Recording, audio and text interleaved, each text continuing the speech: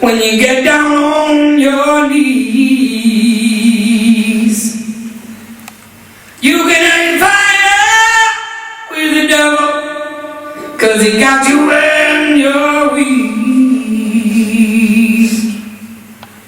You can roll on down the river, yeah, and keep the tide down low.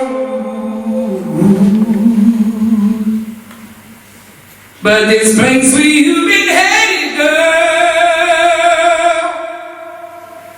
is right where you belong.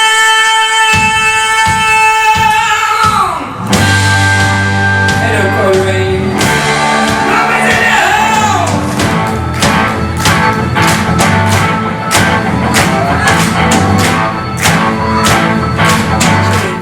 You've been dubbed Northern Ireland's greatest blues export since Van Morrison.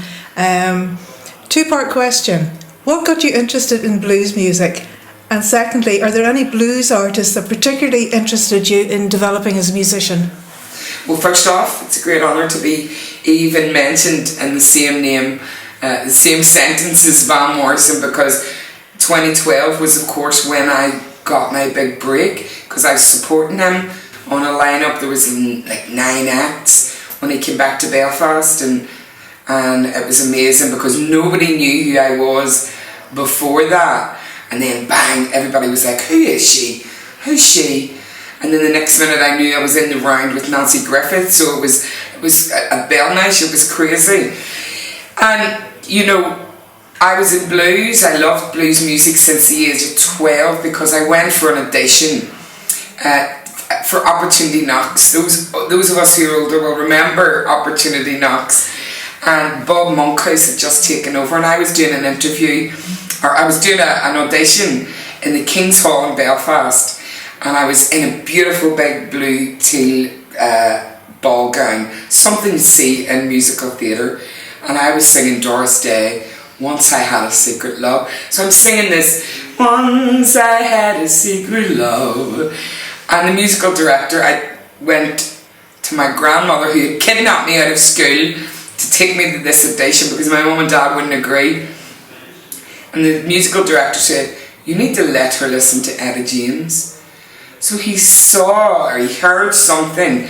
My granny then got me a tape, and the first song on the tape was Etta James singing St. Louis Blues, which is a song by W.C. Handy. And it blew, look, the hairs of my arms are standing up already because bang, this woman's voice hit me. And from that moment, until now, she has inspired my vocal, my womanhood as a performer, and the strength. And coming from Northern Ireland, when it's been a male-dominated genre, I have pushed and fought to be heard, and it was her. I read her story. I listened to her music, and I said, this woman can stand up against adversity, and I can do it in Northern Ireland. Stepping stones to help me make my dream come true, to stand as a woman in a genre that has been dominated by men all my life. So, getting those chances, supporting Van Morrison, singing in the round with Nancy Griffith, I think it's a great thing that a woman is an inspiration to me, because we can have many inspirations as singers. I love Joe Cocker, I love James Brown, but Etta shaped my vocal through the years. Not that I want to sing like her or do sing like her, but there are moments in her voice that I've called on to make my vocal different to everybody else.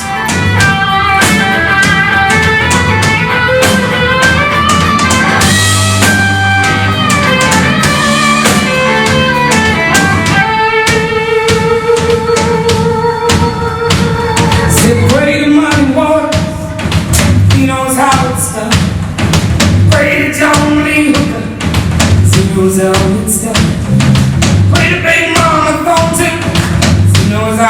done.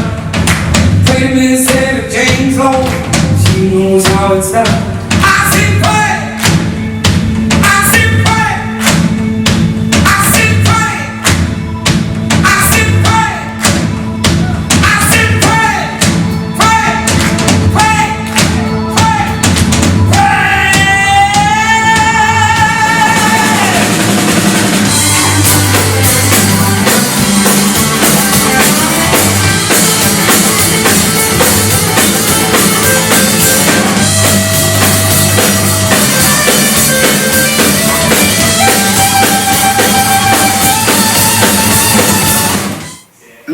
Most people think that blues is, you know, it's so depressing or it's 12-bar blues, when it's so much more. You know, you hear the blues greats say that it's a feeling. It's actually more than a feeling, because it's a lifestyle, it's something that is in you.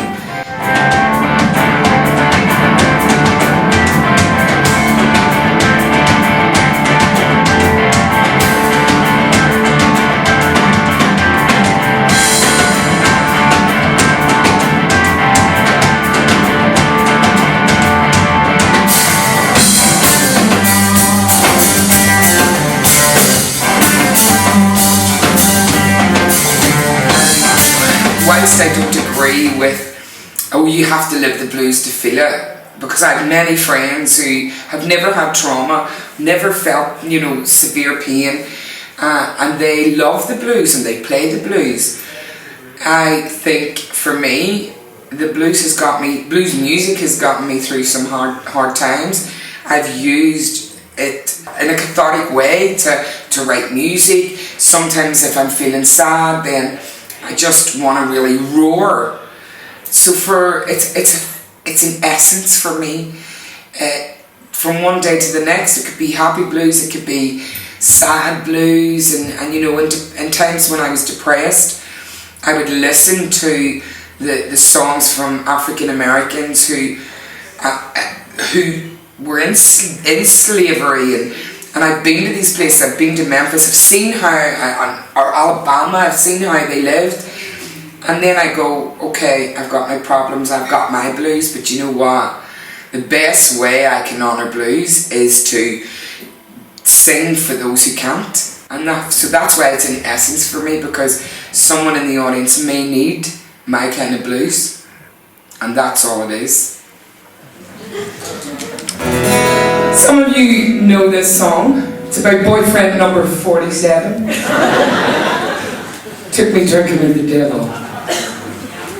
I had no boyfriend. Took me drinking with the devil inside. Get dirty on me, boy.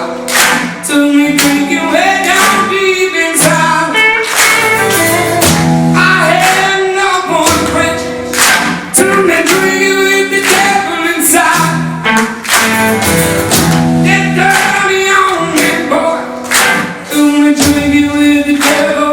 Drinking with the devil. Drinking with the devil.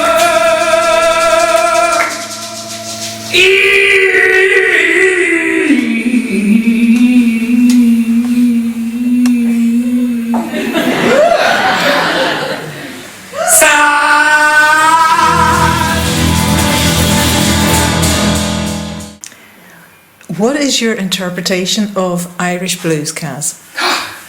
That is something very special, because I wish the world knew more about the great blues talent we have on this island. You know, there is, I don't know, there's something here. There's something here on this island. You know, we have the best.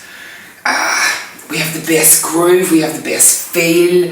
You know, Van Morrison can skip through the genres, he can skip through blues, jazz, soul, you know, funk, he can do whatever he wants to do because of what comes from here. I don't know what it has ever done. I don't know how we got this way. Gary Moore, when you think of Gary Moore, someone I think should be celebrated more than he already is. And that man has soul pouring out of, had soul pouring out of every pore of his body. Then, you know, Grania Duffy.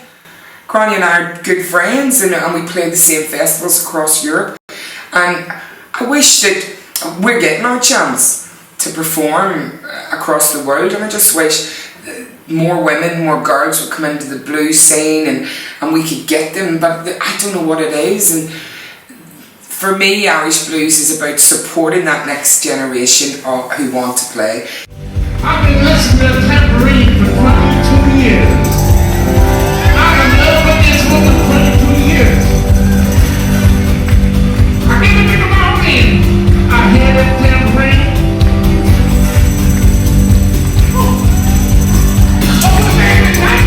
Then I hear that tambourine. I hear that tambourine. Even when you're not playing the tambourine. Yeah.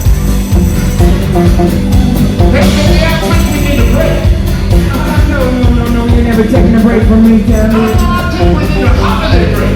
Now, holiday for me, child. I'm gonna bring you down to Denver. I'm gonna give you some more wine. Jumbo pie. Jumbo pie. Turn on the radio. Turn on the radio. Yeah, Bo Diddley. Bo Diddley. Sit on it. Sit on it. Sit on it. Sit on it. Sit down.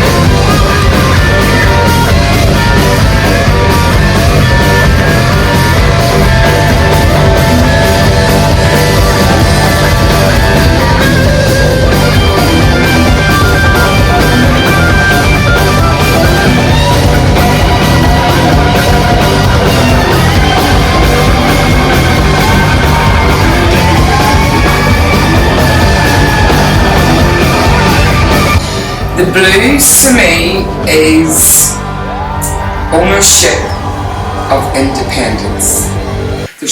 There's loads of it for boys.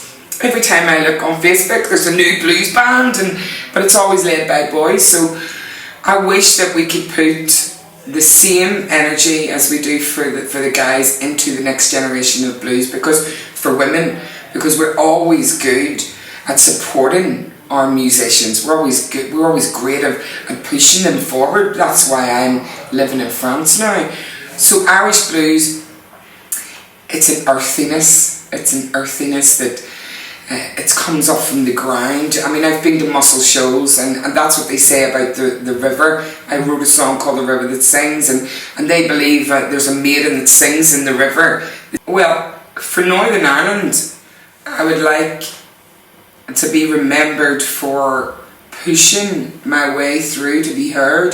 I think just being heard, being seen, is the most important thing for a female musician. And you know, I spent 20 years of people telling me, guys telling me, oh, who am I paying tonight? Who's paying the wages? And I'm like, it's me you pay. No, who's the guy?